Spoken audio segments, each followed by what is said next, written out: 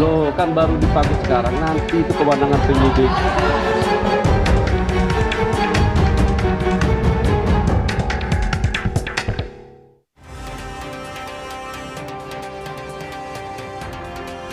Menko Bidang Hukum, HAM, Imigrasi, dan Pemasyarakatan Yusril Iza Mahendra menegaskan penanganan perkara yang melibatkan mantan Jampitsus harus dilakukan secara hati-hati dan sesuai kaidah hukum.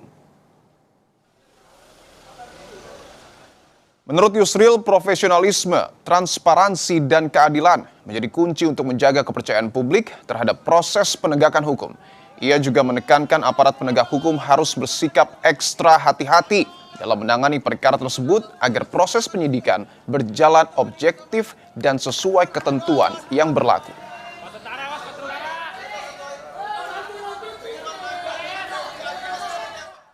Dalam kasus dugaan kejadian tindak pidana yang melibatkan pimpinan yang sekarang sudah mengundurkan diri dari kejaksaan, memang diperlukan satu sikap ekstra hati-hati. Dan ketika para jaksa yang sekarang ini menerima pelimpahan untuk menangani perkara ini, untuk melakukan penyidikan lanjutan setelah ditetapkan sebagai tersangka, tetap harus memegang teguh kaidah-kaidah hukum. Ini merupakan satu ujian yang berat bagi kita, tapi sebagai satu kenyataan yang kita tidak dapat tolak dan kita bantah, dan karena itu harus dengan ketegaran, keberanian, dan keyakinan yang kuat bahwa hukum harus ditegakkan. Penguasaannya ada di klien kami, penguasaan, kepemilikan. Jadi itu bukan milik Pak Febri.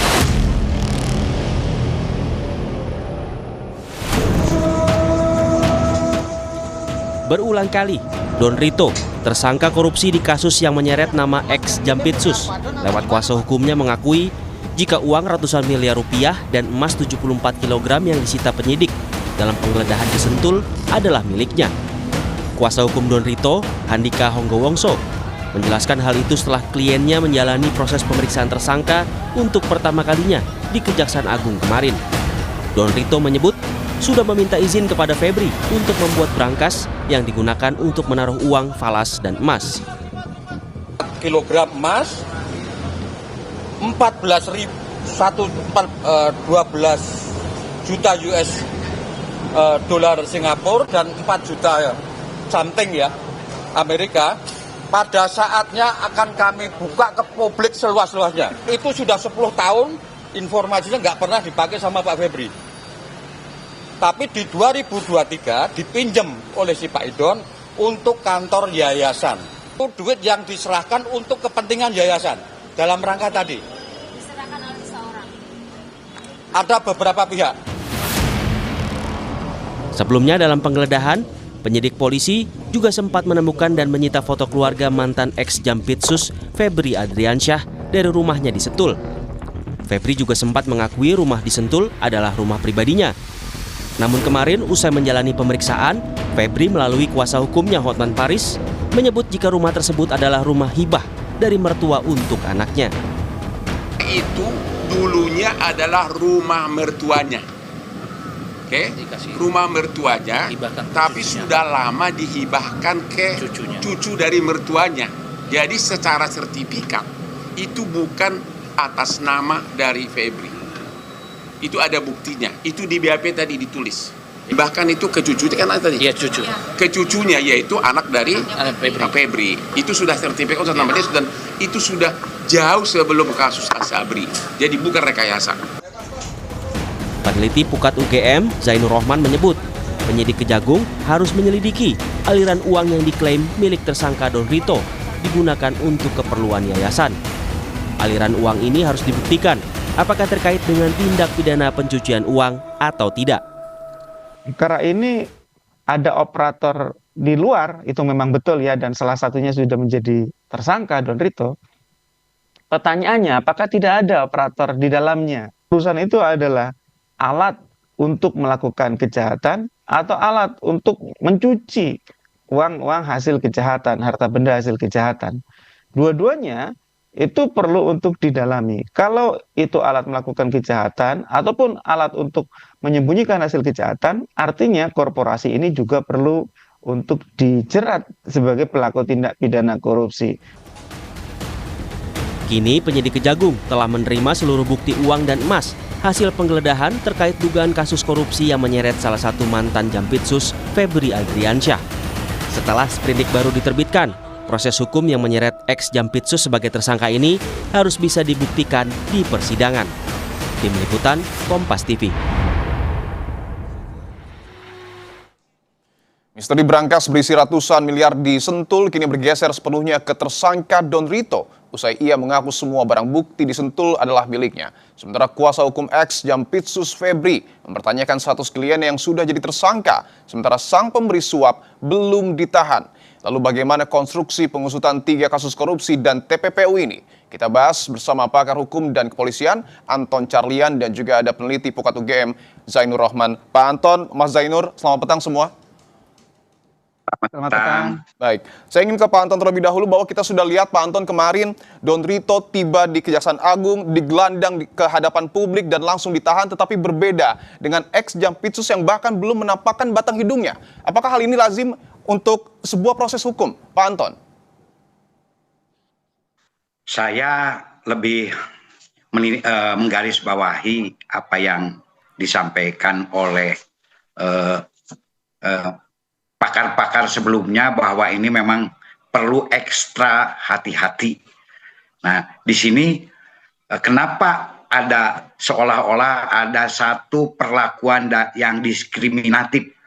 Nah, apakah perlakuan terhadap mantan Jampitsus dengan DR itu berbeda atau sama? Apakah saat ditetapkan tersangka kan minimal ada bukti permulaan yang cukup.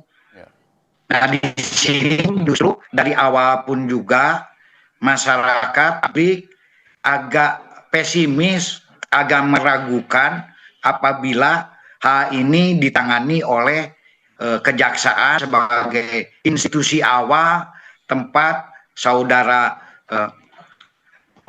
ini berada. Di sini kita harus tetap punya semangat bahwa ini adalah memerangi korupsi, perang dengan korupsi. Betul. Tidak melindungi ya oknum-oknum tertentu. Ya, nah ini ada indikasi ya harus ada perlakuan yang sama. Oke, dan memang kemarin Kabid Humas Polda Metro Jaya juga sudah mendeklar, sudah menegaskan bahwa memang status tersangka dari Febri Adriansyah ini sudah sah tetapi tidak ditahan.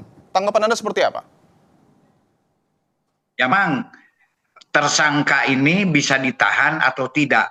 Nanti bisa ditentukan statusnya apakah bisa ditahan atau tidak setelah diadakan pemeriksaan terhadap angkutan. Apakah nanti bisa membuktikan tuduhan-tuduhan karena TPPU ini adalah pembuktian terbalik dengan alat-alat bukti yang ada. Nah, apabila yang bersangkutan tidak bisa membuktikan semua yang sudah dipersangkakan kepada yang bersangkutan, bisa langsung diadakan penahanan. Jadi kemungkinan saudara FA ini belum ditahan karena belum apakah sudah dilakukan pemeriksaan atau belum. Ini kemarin sebenarnya juga sudah disampaikan ya, sudah dilakukan pemeriksaan sebagai tersangka oleh Kejaksaan Agung. Saya ingin ke Mas Zainur, melihat apa yang kemudian terjadi dalam proses hukum ini. Mas Zainur, apakah terlihat begitu ada hal-hal yang tidak lazim dalam proses hukum yang tengah berjalan? Ya, karena memang perkara ini dari awal justru tidak lazim ya. Mulai dari penyerahan di tahap penyidikan tetapi belum selesai, itu kan sudah tidak lazim, tidak ada dasar hukumnya di dalam KUHP. Yang kedua, perlakuan yang berbeda antara FA dengan DR, sesama tersangka, yang satu ditahan, yang satu tidak.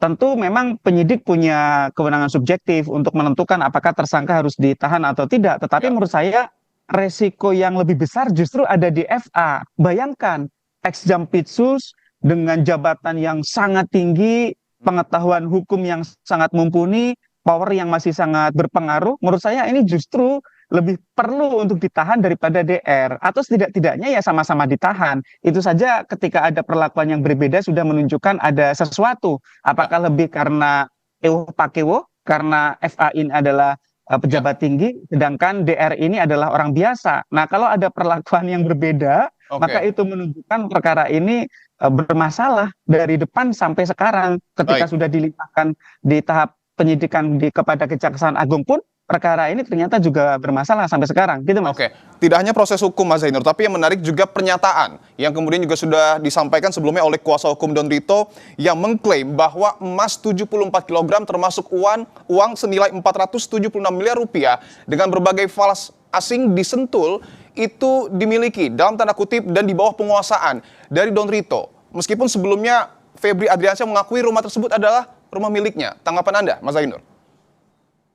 Ya, penegakan hukum itu tidak bergantung kepada pengakuan dari seorang tersangka atau nantinya terdakwa. Oke. Ya, semua orang boleh mengatakan, oh itu emas saya, oh itu uang saya. Tetapi kan apa buktinya? Kalaupun memang uang dia atau emas dia, pertanyaannya diperoleh dari mana? Nah, di dalam pasal 77 dan pasal 78 Undang-Undang TPPU ada pembalikan beban pembuktian. Ya, DR ini kalau ngaku-ngaku dia harus buktikan apakah dia nemu harta karun misalnya atau hasil bisnis misalnya. Logis nggak kalau dia punya uang segitu banyak? Apa bisnisnya? Berapa keuntungannya? Bagaimana laporan keuangannya? Bagaimana audit terhadap bisnisnya? Bagaimana SPT-nya? Ya, jadi ini semua akan dibuktikan, akan diuji nantinya di depan persidangan. Nah, concern saya adalah ya keterangan-keterangan dari kuasa hukum itu tidak perlu kemudian harus membuat gentar baik dari sisi penyidik atau membingungkan masyarakat.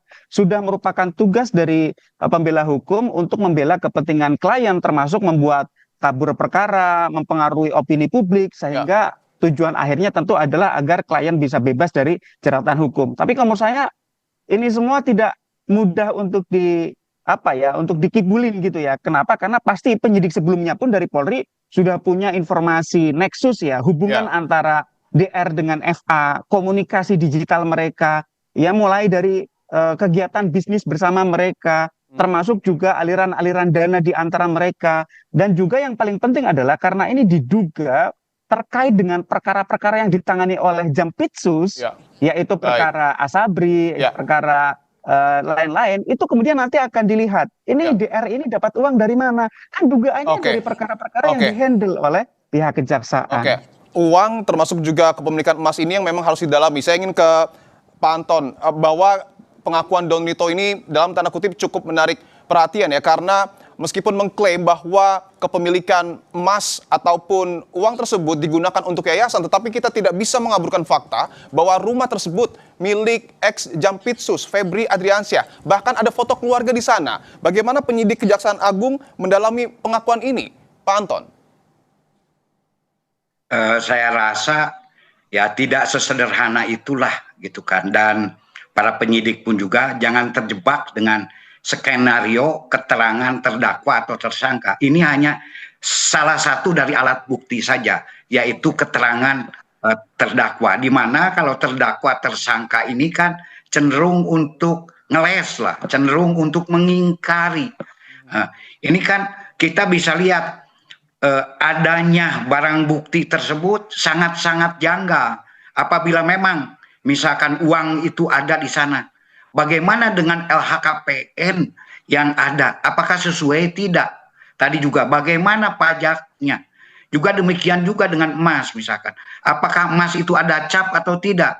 Karena kalau tidak ada cap, otomatis itu pun juga adalah gol emas yang ilegal. Karena kalau emas legal itu jelas ada bondnya, ada apa-apanya. Belum tadi tentang aliran dana, alur dana, follow the money itu sendiri, itu maaf saja penyidik sebelumnya Polri itu ini sudah 6 tahun loh, jadi sudah terekam dengan jelas. Jadi karena ini kasus blackout, jadi jangan black-blackan gitu kan, lebih baik blak-blakan saja gitu kan, karena nanti makin mengingkari itu akan makin menyulitkan daripada ya tersangka itu sendiri. Dan juga hal-hal lain, misalkan ini ada kejanggalan atau ketidakwajaran, karena biasanya saya kalau menyidik itu diawali kejanggalan ini kan untuk bisnis. Kalau disimpan saja 74 kg emas dengan 543 miliar, itu perlu didepositkan. Kan apa susahnya kalau memang uang legal, depositkan aja. Kenapa mesti disembunyikan di brankas? Itu Baik. per bulan itu bisa dapat 2 M. Oke. Apa yayasan tidak ingin punya profit? Oke. Nah, ini pun ada kejanggalan-kejanggalan yang memang ya tidak sesederhana itu. Tidak Silakan sesederhana saja. itu ya, Pak Anton ya. Saya ingin ke Sesederhana itu. Baik, saya ingin ke Mas Zainur bahwa kita sudah membuka fakta yang kemudian tertuang ya ataupun terlihat dan juga sudah disampaikan oleh sejumlah pihak, tapi pertanyaannya menurut Anda Mas Zainur, apakah pengakuan Don Rito ini berpotensi menghilangkan unsur pidana terhadap ex Jampitsus? Sama sekali tidak ya. Oke. Kenapa? Karena pengakuan itu bukan satu-satunya alat bukti. Alat bukti yang sudah dikumpulkan saya percaya sudah banyak ya. Kenapa penyidik kepolisian berani menetapkan FA dan DR sebagai tersangka? Karena sudah ada 2 alat bukti. Nah, alat-alat bukti yang lain itulah yang akan digunakan oleh penyidik untuk dapat menjerat sehingga nantinya bisa dilimpahkan ke tahap penuntutan. Ya tadi ya misalnya ya, tidak semudah itu orang mengaku sebagai pemilik dari satu benda gitu ya. Oke, memang kalau memang itu adalah milik DR, pertanyaannya DR dari mana? Nah, DR dari mana itu ada bukti yang harus ditunjukkan oleh DR itu sendiri. Kalau DR tidak dapat membuktikan dengan meyakinkan, dengan logis, ya tentu itu tidak akan diterima oleh majelis hakim. Nah, karena pembuktian untuk TPPU itu terbalik, maka kemudian nanti ketika gagal membuktikan, maka si terdakwa akan diputus bersalah melakukan tindak pidana pencucian uang gitu. Nah, memang nanti yang akan lebih menantang lagi adalah ketika perkara terkait dengan korupsinya gitu. Karena kalau korupsi itu harus dibuktikan apakah ini adalah pemerasan ataukah ini adalah suap gitu ya. Kalau pemerasan itu unsur utamanya adalah bentuk paksaan. Kalau suap itu adalah meeting of mind, kesamaan maksud antara pemberi dan penerima untuk satu urusan tertentu. Nah, ini nanti akan menarik karena ini kan terkait dengan kasus Asabri gitu ya, atau Jiwasraya, atau juga kasus-kasus yang lain. Ini adalah perkara memeras pihak-pihak di dalam perkara Asabri itu kah? Ataukah ini mengambil barang bukti kah? Atau ini setoran? Atau ini seperti apa? Itu nanti sangat menarik gitu ya. Dan kalau memang itu terkait dengan perkara yang berlangsung di Kejaksaan Agung, khususnya di Jampitsus, maka penyidik nanti akan punya tantangan. Ya, 9 orang yang ditunjuk di dalam tim penyidik ini nanti akan punya tantangan untuk membongkar penanganan perkara di Jampitsus. Ya. Jadi kalau tidak dibongkar penanganan perkaranya, maka tidak bisa. Nah, itu harus dimulai dari apa? Satu dulu, agar perkara ini bisa diselesaikan, tentu yang diduga sebagai tempat terjadinya tindak pidana harus digeledah dulu dong. Oke, baik. Harus disita dulu berkas-berkasnya, harus disita dulu yang terkait dengan itu. Apa itu? Tempatnya Gedung Bundar, tempat Jampitsus berkantor, tempat perkara Asabri Jiwasraya ditangani. Itu dulu. Pertanyaannya, berani nggak penyidik yang terdiri dari 9 orang itu menggeledah kantor dia sendiri? Itu pertanyaannya. Tentu kita akan menunggu taji ya dari 9 anggota tim penyidik khusus yang tentu harus bekerja dan mengungkap apa yang sesungguhnya terjadi di Gedung Bundar sesuai dengan pernyataan dari Mas Zainur. Terima kasih Mas Zainur Rohman dan juga Pak Anton Carlian telah bergabung di Kompas Petang.